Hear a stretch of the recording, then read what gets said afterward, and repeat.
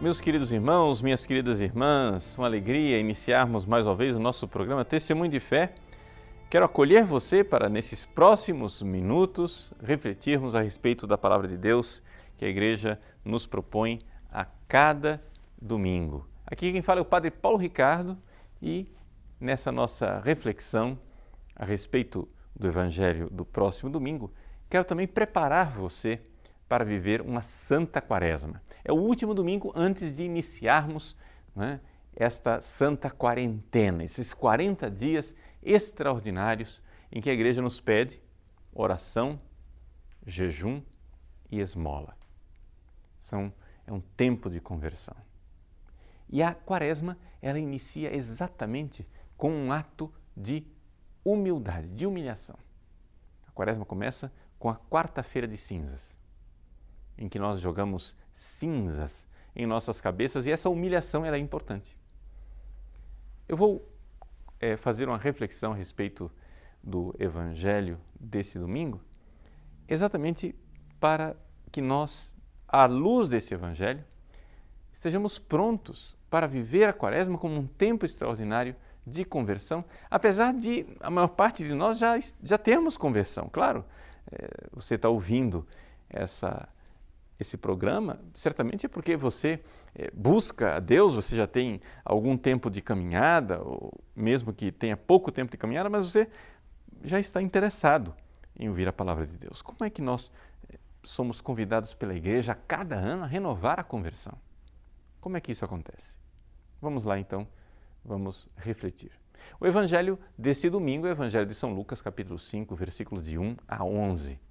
Trata-se da vocação de São Pedro, que nos outros evangelhos é contada de uma forma mais lacônica, de uma forma um pouco mais abreviada, e aqui São Lucas nos põe diante dos detalhes maravilhosos dessa vocação, que é ao mesmo tempo a conversão de Pedro.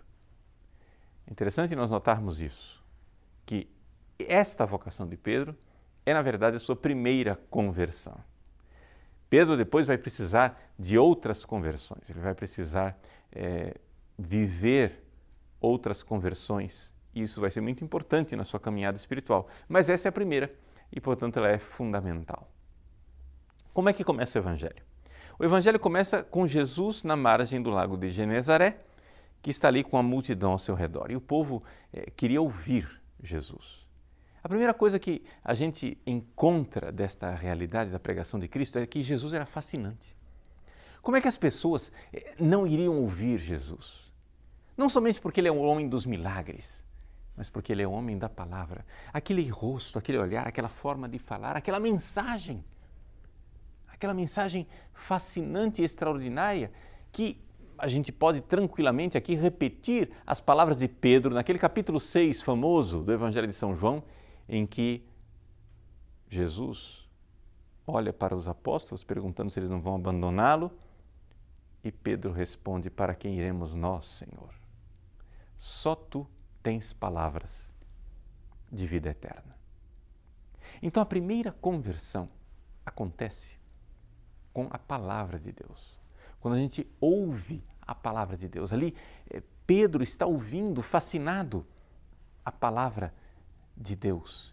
E a cena do Evangelho é bastante pitoresca. São João Crisóstomo não deixa de se admirar com a inversão das coisas. Jesus está ali na barca, no lago, na água, enquanto o povo está na terra ouvindo Jesus que prega e aquele que está no lago pesca aqueles que estão na terra. Interessante essa inversão das coisas. Mas essa inversão, ela é realmente importante porque nós precisamos entender que aqui, logo na primeira cena do Evangelho, o que Jesus está fazendo, ele está realmente pescando, não é? Ele está verdadeiramente pescando aquelas pessoas que estão lá na terra. E o que é que faz um pescador? Um pescador é aquele que tira o peixe do seu elemento. No caso aqui, Jesus quer nos tirar deste mundo para nos introduzir num mundo novo. Como é que ele vai conseguir isso? Qual é a isca que Jesus usa? Qual é o anzol que está escondido dentro dessa isca para Jesus nos pescar? É a palavra de Deus, sim, mas é a palavra de Deus que já ressoa no nosso coração. Veja, antes de nós iniciarmos a Quaresma, eu gostaria que você repensasse, se você recordasse a sua primeira conversão. Como foi que aconteceu a sua primeira conversão?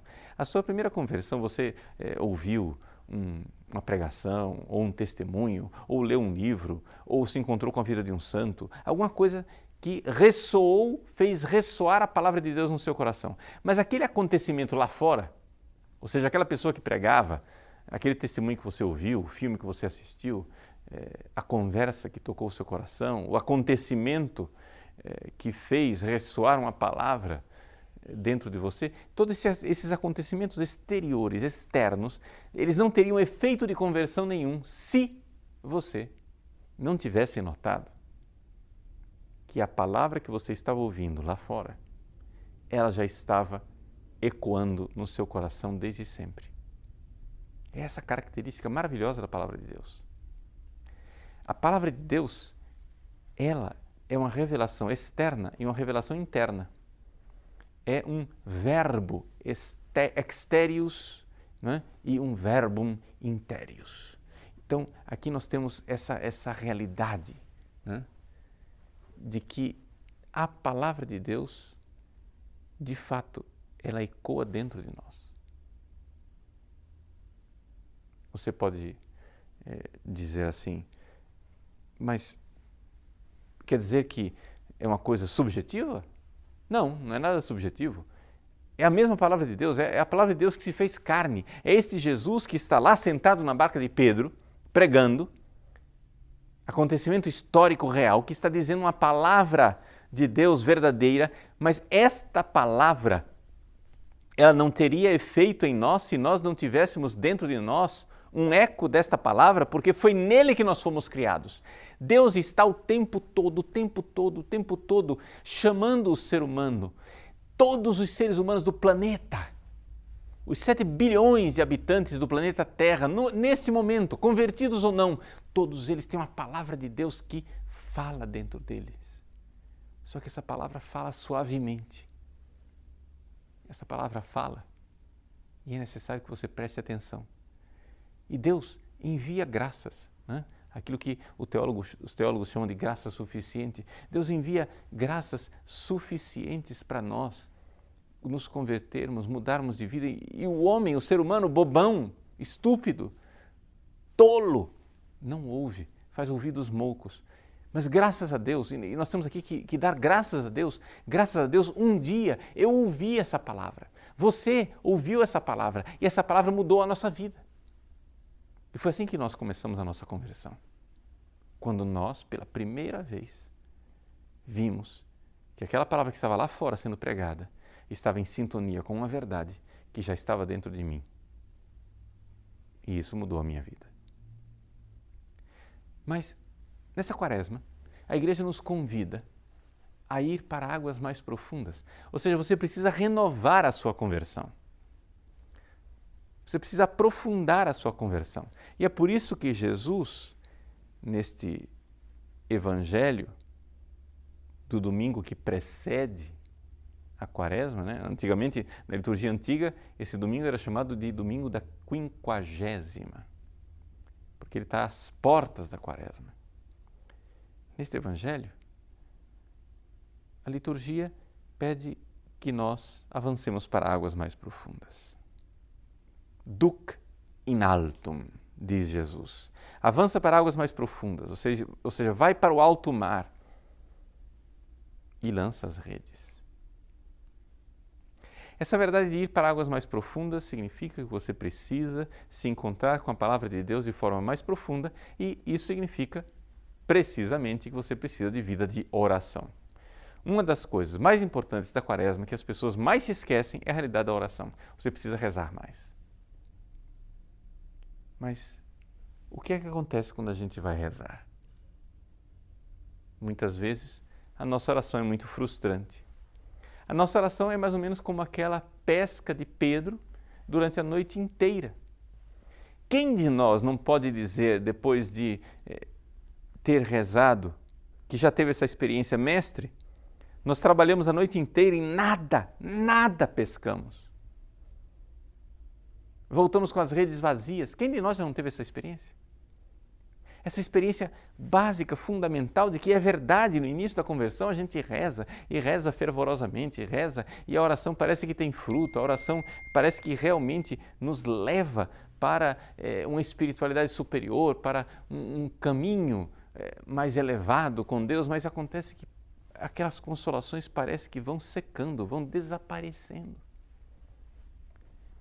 Quem de nós já não teve dias, semanas, quem sabe meses, não só a noite inteira, em que a gente reza perseverantemente, joga as redes, mas volta com as redes vazias. Bom, isso faz parte do processo. Por quê? Porque é necessário que você se humilhe. A humildade faz parte, é a base do edifício espiritual. Para comentar essa experiência, não é, da nossa frustração, do nosso nada, existe uma famosa carta que Santa Teresinha do Menino Jesus escreveu para sua irmã Celina. Celina completou 25 anos e Teresinha quis escrever uma carta de aniversário para ela. E nessa carta, Santa Teresinha comenta esse evangelho. Vou ler um trecho da carta para você entender o que é que Teresinha quer nos ensinar. Ela diz assim: sem Nosso Senhor, os apóstolos trabalharam a noite inteira e não pescaram peixe algum, mas o trabalho deles agradava a Jesus. Ele queria provar-lhes que só Ele pode dar-nos alguma coisa. Queria que os apóstolos se humilhassem. Então, Teresinha recorda essa frase de Pedro do Evangelho desse domingo, Lucas capítulo 5, versículo 5. Pedro diz: afadigamo-nos toda a noite e nada apanhamos. E então Teresinha, como grande doutora da igreja, comenta dizendo assim: se eles tivessem apanhado alguns peixinhos, Jesus não teria talvez feito o milagre. Mas eles nada tinham. E por isso Jesus encheu as redes até quase rompê-las. Eis aí a índole de Jesus.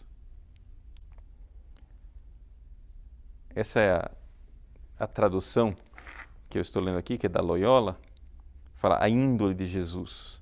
No original francês, ela fala, eis le caractère de Jésus. Né? Essa é a marca registrada de Jesus. Ele dá como um Deus, mas exige a humildade de coração.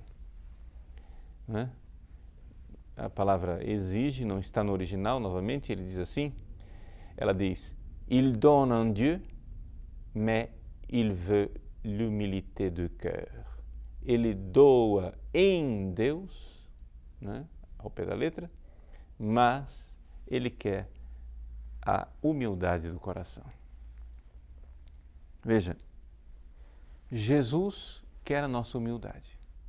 E é exatamente esta reação de Pedro no Evangelho. Depois que Pedro diz o seu nada, e ele então obedece, né, a palavra de Jesus, ele recolhe as redes cheias e então ele se prostra diante de Jesus em profunda humildade, dizendo, Senhor, afasta-te de mim porque sou pecador. Mas talvez estejamos indo rápido demais. Vamos ver passo a passo isso que está acontecendo no coração de Pedro. Veja, a humildade de Pedro, que é isso que é comentado por Teresinha. Pedro pacientemente trabalhou a noite inteira.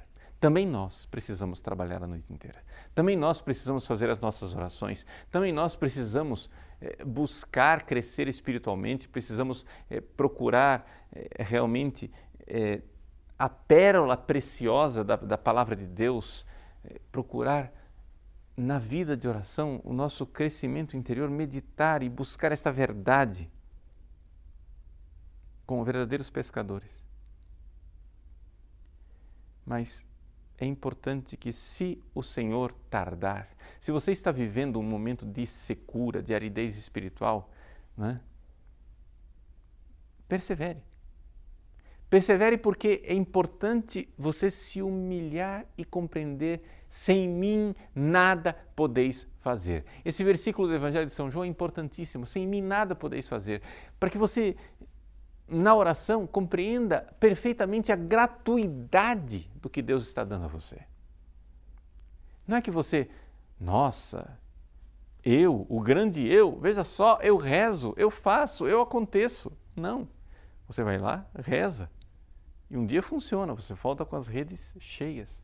Mas aí depois, durante 10 dias, você fica lá jogando as redes e elas voltam vazias.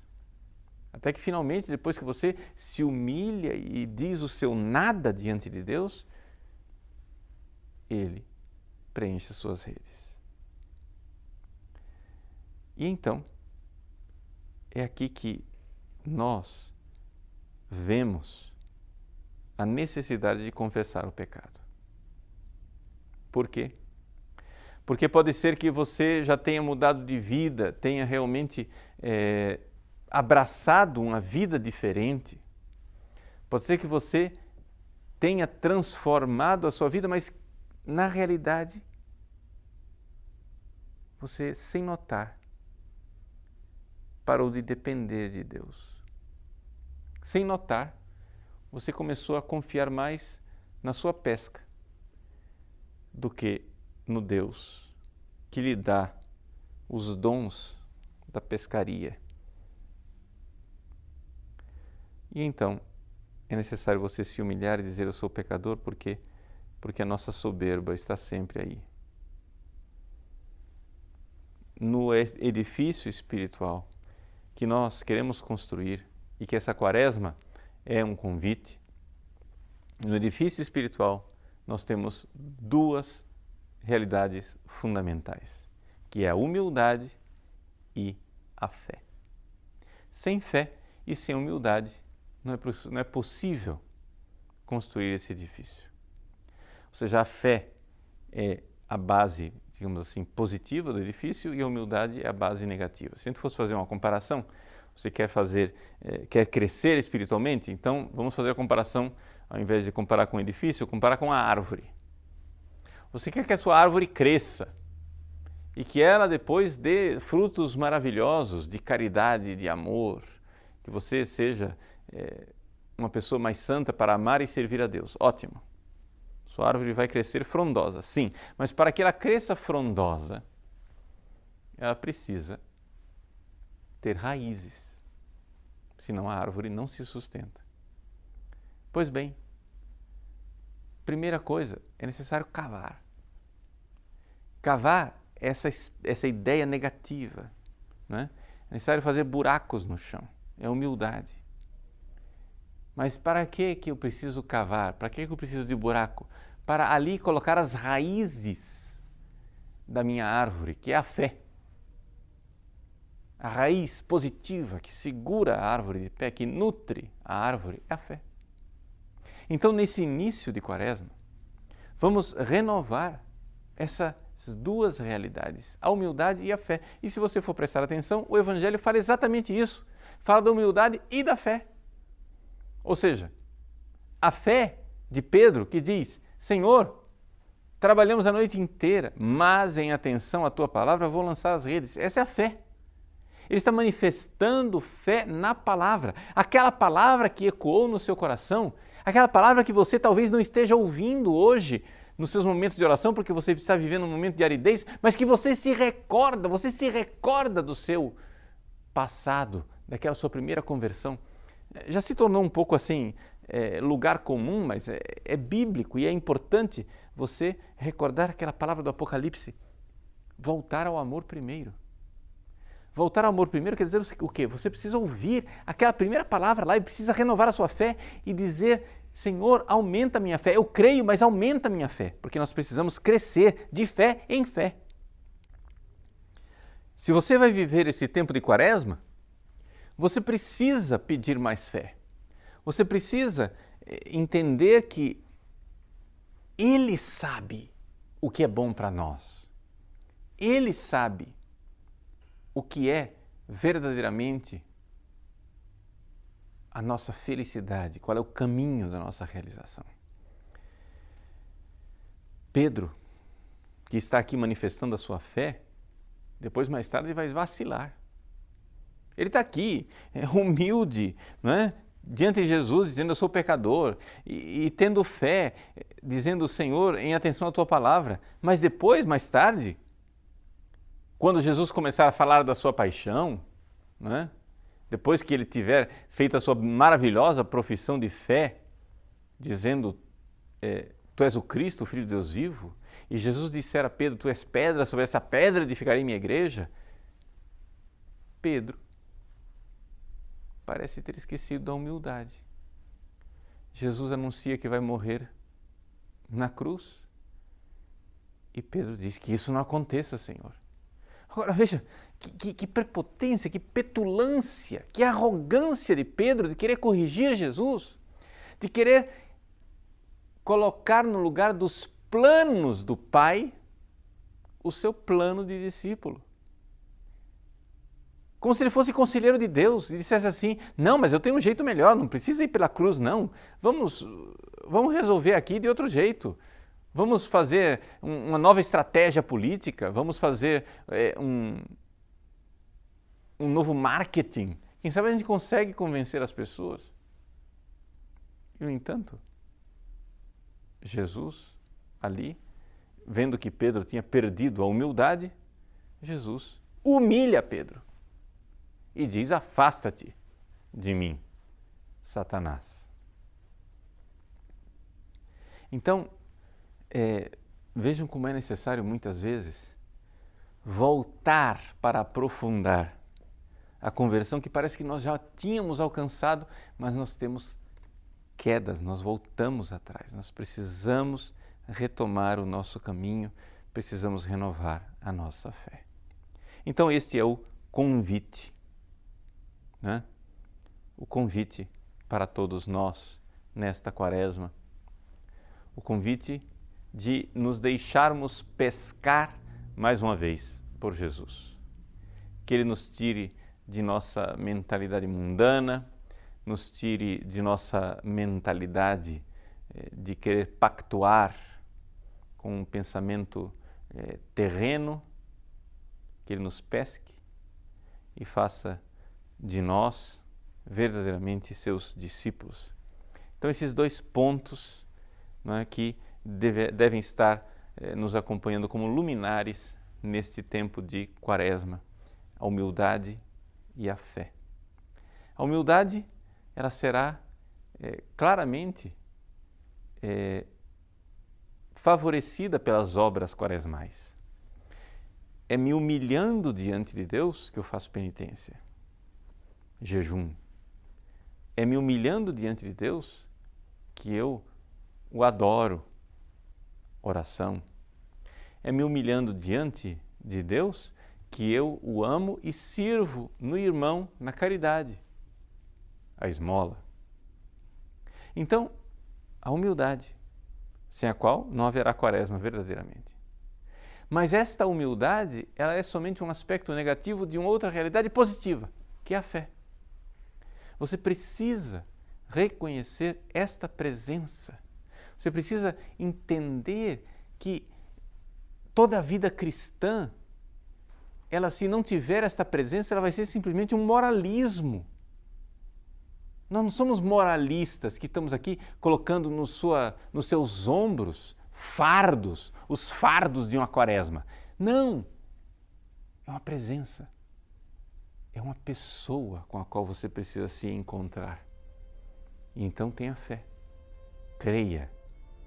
Senhor, eu creio que estás presente no meu coração. Creio que vós tocais a minha miséria. E como Pedro, me prostro aos vossos pés, confessando os meus pecados e pedindo a graça de entrar pela porta deste período de quaresma, neste ano da misericórdia, para renovar a minha conversão e poder vos servir cada vez mais como pescador de homens. Mas para isso, Senhor, eu preciso me deixar pescar também. Pescai, Senhor, este homem velho, tirai-o da sua água, matai o homem velho e ressuscitai um homem novo. Somente assim poderemos participar de vossa Páscoa quando ela vier. Deus abençoe você. Em nome do Pai, do Filho e do Espírito Santo. Amém.